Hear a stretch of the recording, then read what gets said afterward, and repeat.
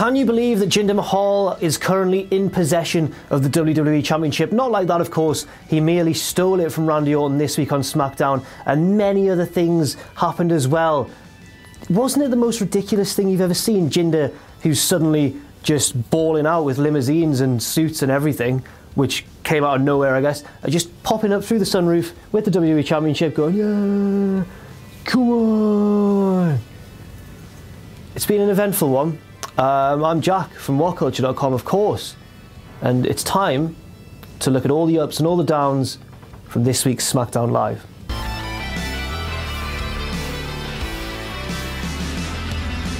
Now, last week we started things off by giving SmackDown an automatic down, unfortunately, because they've still got JBL on the show despite his horrible, horrible bullying ways.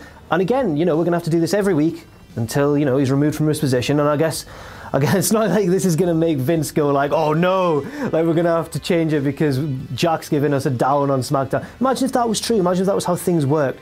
Unfortunately not, but as a matter of principle, we are going to continue giving SmackDown an automatic down as long as JBL's on the show. And not only was he on commentary, he was also on Talking Smack this time as well. 1-0 to the Downs, ridiculous. We open the show, this sounds like it's going to be an up, this sounds really exciting. We open the show with Shinsuke Nakamura. I'm giving it a down, this was a bad segment. Obviously Nakamura and his limitations with the English language mean that he can't really, you know, he can't carry a promo by himself, but whoever was writing Dolph Ziggler's script last night, Ziggler made Michael Jackson jokes about Shinsuke Nakamura because, you know, he wears red and dances, I guess. Poor effort, like it could have been so much better. I am still looking forward to the match, but as a promo segment alone, it's 2-0 to the Downs. Next up we had AJ Styles versus Baron Corbin in another match between the pair. AJ Styles won again, this time with a lovely sunset flip into a roll-up, and then he pinned him. And then after the match he got beaten down by not only Baron Corbin, but by Kevin Owens as well, who still looks really weird clean-shaven. Like it's growing back in slightly, but he looks so strange. It's the suit as well. He looks like a different person. He looks like the sort of... He looks like the Mortal Kombat palette swap of Kevin Owens from the original... From Raw, basically. He looks like the reptile or the smoke character. AJ was getting beaten down, and then none other than Sami Zayn came out to save the day. Except he didn't save the day. Kevin Owens hit Styles with the pop-up powerbomb. The heels stood tall. Interesting. Nothing wrong with this. It was a good match. Good post-match segment. Interesting interplay between two different feuds. Who's going to end up feuding with who? Is it going to be AJ and Owens because US Championship? Does that mean, therefore, that it'll be Corbin and Zayn? Who knows? Everything's a bit out in the open. I liked it. 2-1 to the Downs. We're giving this segment an up. Next up, American Alpha got a win, finally, after what feels like months of just nothing, like either not being on the show at all or getting beaten. They finally beat the Colognes. I'm giving it an up. It was a perfectly serviceable match. It had that time limit gimmick, the beat the clock challenge. It was all right. It was high-paced and fast and frenetic and stuff. But I do have to say one, and I'm giving it an up as well, by the way, but I do have to say one thing. As much as I hated the Shining Stars gimmick, the solution is to work that gimmick and improve it or give them a better new gimmick. Not just take the gimmick away and not have anything. Let's just hope they have something in the near future. Next up we had Eric Rowan versus Randy Orton in what must be one of the least exciting sounding matches of the year. It was actually alright, like I'm still giving it a down. It was quite sort of plodding, as you can imagine Orton versus Rowan would be. It was kind of plodding. It was kind of, there was weapons, it was no DQ, which spiced things up a little bit. There was a table spot, then we went to a commercial break, which kind of took away the flow of the match, and then we came back, and then Orton won in the end, of course. Yeah, I feel bad giving it a down, but it was certainly better than I expected, just not good. I'll tell you what was good. Even though I'm not a fan of Jinder Mahal being in such a high position on the card, despite having won approximately 3 matches ever, check that might not be true, he might have won less. But Jinder, honestly, this was a decent post-match. Him and the Bollywood Boys came out, beat down Orton, stole the belt, ran off with it. Very clever booking on WWE's part, because we've heard now that House of Horrors match might not necessarily be for the WWE Championship, which would make no sense.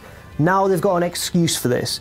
And yes, it's kind of retconning a previous mistake or like making an excuse for a strange decision, but at least it means that Wyatt could win, or at least could dominate the House of Horrors match, which is what you kind of want to see on Sunday. So that segment gets an up. Bonus points as well, not literal bonus points, we're keeping that the same, but bonus points just nice little informal bonus points for the popping out the sunroof. I love that. I love escapes when one wrestler like drives away. There's a car waiting. It was it's like something from Vice City. There was a limo. They were wearing suits. It was genius. Next up, my favourite SmackDown moment of the year so far. Forget about the Elimination Chamber match, that was really good. Forget about Cena versus AJ at the Royal Rumble. This is the best thing that SmackDown have done all year. Breezango are the new #1 contenders for the Tag Team Championships against the Usos. They won the Beat the Clock Time Scramble Challenge thing. They beat the Ascension in about 3 minutes, lads. They smashed it. American Alpha looked slow by comparison. I'm just really excited. The match was alright, it was fine. I'm just excited because I love Breezango and I think they're a fantastic gimmick and I think they look smashing. And I just would really like to I think they look really, really good, really manly and good. They're great, I love them. And I feel like Tyler Breeze and Fandango have both been sort of misused and thrown together and they're making the most of it. And I sincerely, sincerely hope. I don't think they'll win the tag belts, but if they do, I'll be so happy. This segment gets an up, this match, you know, it's all good. It's all good stuff. And finally, the main event, a women's title match between Charlotte and the champion, the current champion, Naomi. It was a good match, and it gets an up. I'm not sure about what happened after. It seems like we've seen the birth of a new stable in the women's division, which is Natalya, Carmella, and